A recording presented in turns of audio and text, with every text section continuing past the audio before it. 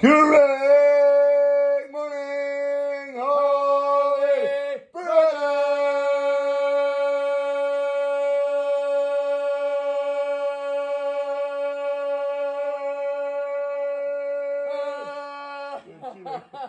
Thank you very much for joining us on our pathway to peace. Inside the Garden of Peace, if you're following along, we're on page 155, and today's lesson is called Marital Mistakes, which of course we never do, right?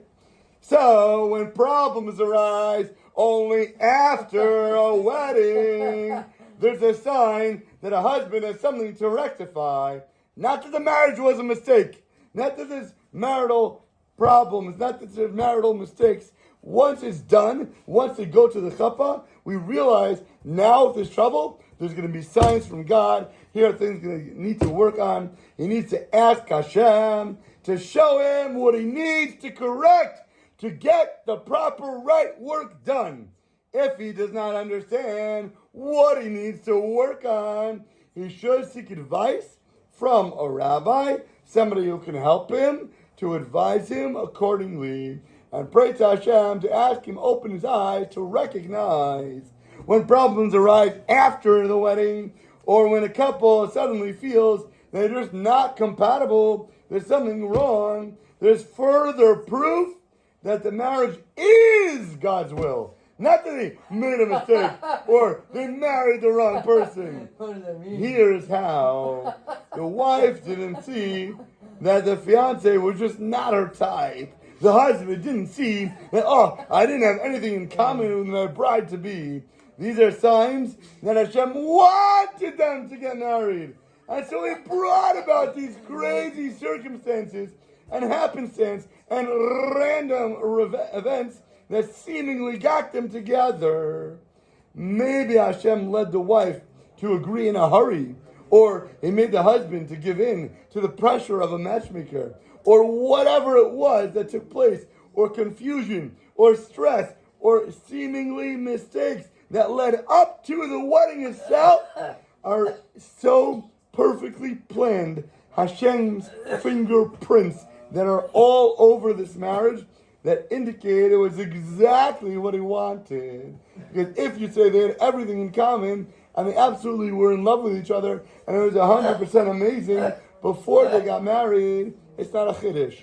But if there are two polar opposites that somehow come together and say, how in the world could these two end up getting married?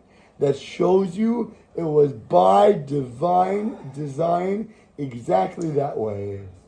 What if there's issues before the marriage? So we talked about that last time. We said if there are problems when two people are dating or seemingly this and that too, okay, so if you don't think that she's right for you... No, you get married anyways. Then that's it. Once it's done, there's a seal of approval from the heavens which show you it was exactly meant to be. That's it. No. Now you have problems later. That's going to show you what you need to work on. The second lesson we learned from our previous story is that coping with adversity helps to elevate a person and perfect their soul. Without difficulties, without challenges, you know how hard it is to grow? It's almost impossible. You go to a gym and you pick up 5-pound dumbbells over and over and over again. You want to know why you're not getting big, why you're not getting buffed, why you're looking so skinny and scrawny still. You might be toning yourself, but you're not building up. You're not making your muscles more massive. Since by nature, we all want everything to go smoothly. We want it to be easy sailing, and we just want to take it easy. We don't, by nature, and should not seek out potential problems. But when a challenge does present itself, we must realize we are given outrageous opportunity to absolutely, extremely elevate ourselves. If we want what's best for us, we shouldn't pray for help and step up to the challenge. Throughout all generations, the greatest people have been the ones who have stood up to and conquered and taken on what they've been given and overcome it and achieved through adversity. Our duty is to strengthen our faith and to know that whatever situation we find ourselves in, God Hashem is the one who put it there for us. It is for our good. of the correction of our soul, our personal mission, and our challenge in this world. If we step up to what we've been given, we will most definitely, gigantically grow and reach the levels that we never could have achieved otherwise if we didn't have that come our way. Don't look for it. Don't put yourself into trouble. But whatever you've got, you say thank you for the opportunity for me to be able to grow and to affect my character traits to achieve a higher level. Peace in the home through personal prayer. True domestic peace can only be achieved through prayer.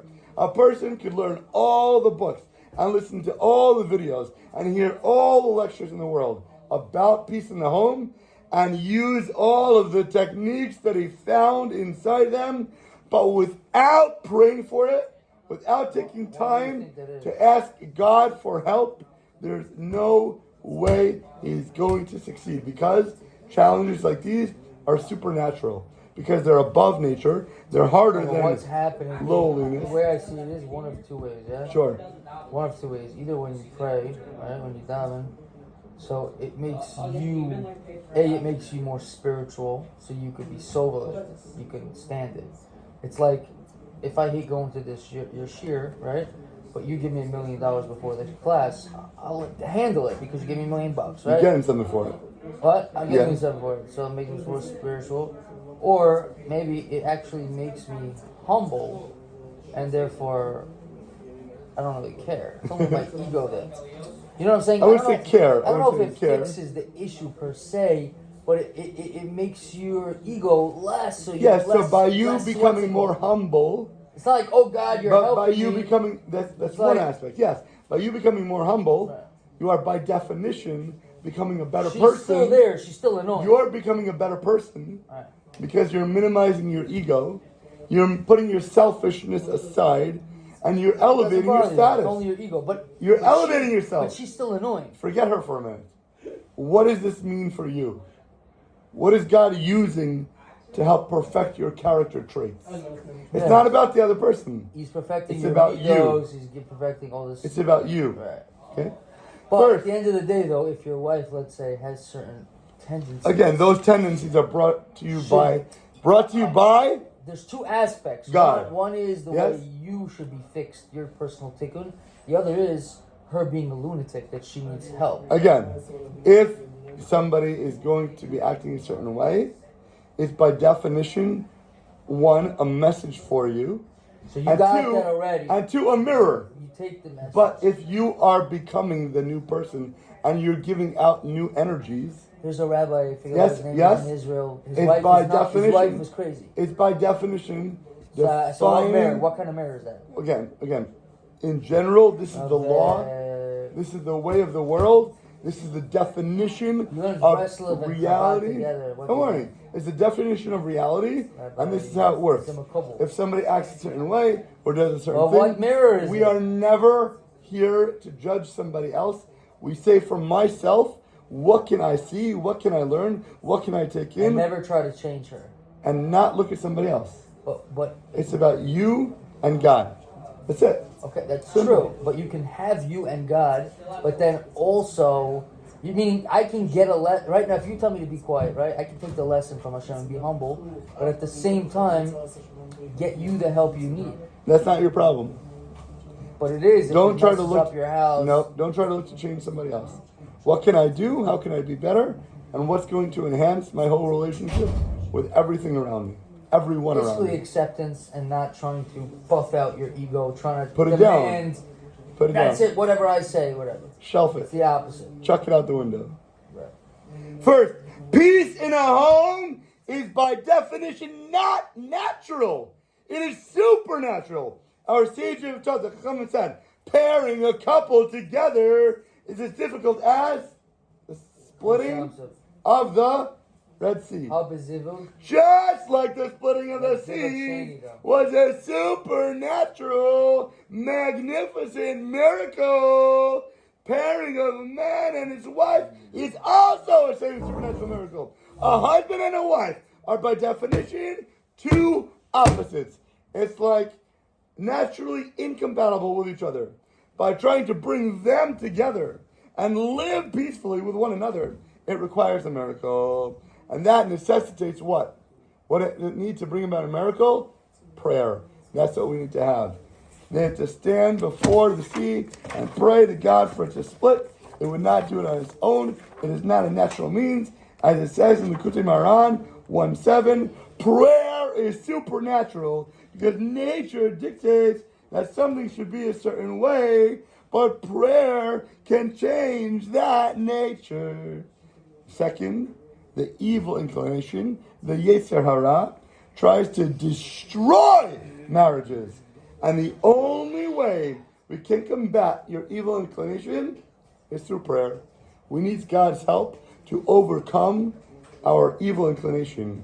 Rabbi Nachman teaches in Sichon Haran 263 regarding the matter of young men, where it was very common they have problems with their wives, and then they separate from one another for some time because they need to cool off, because they need to get away, because they need to take a time out. And sometimes they even separate entirely, God forbid. Rabbi Nachman says that this was the work of the Satan. This is the work of the evil inclination. Because who invests all of his energy into that particular topic, in that particular matter, to ruin the peace in the home of these young, fresh couples, so that they can thereby be caught up in his trap, God forbid. He waits in ambush to catch them by ruining the peace in their home, which he causes through strategies to destroy the peace between them. He focuses his energy on destroying homes. Our sages taught us, if it was not for Hashem's help, if it weren't for God, a man could not beat his Yetzer Hara. He would not be able to overcome his evil inclination. He's a heavyweight opponent. To have any chance against him, we have to rely on our heavyweight reinforcement, which is prayer from the one above, God himself. You want to say something? It says Haba Zivik Rishon, Haba Zivik Sheni. So Okay. Very good. it's only Zivik Sheni is really There's always difficulties, but the first one, we say, was meant to be. The first one was a absolute mirroring of self, was a splitting of the soul of two different bodies that have come back together. And that's why the first one we have primal importance for. And we're going to continue with this tomorrow for more other ways to implement prayer and what it means to have this kind of power. So I'll tell you, it's interesting. On camera? Oh, you could shut it off. Okay. Tell everybody. Thank you very much for joining us. Have Have an awesome, deliciously amazing rest of your day.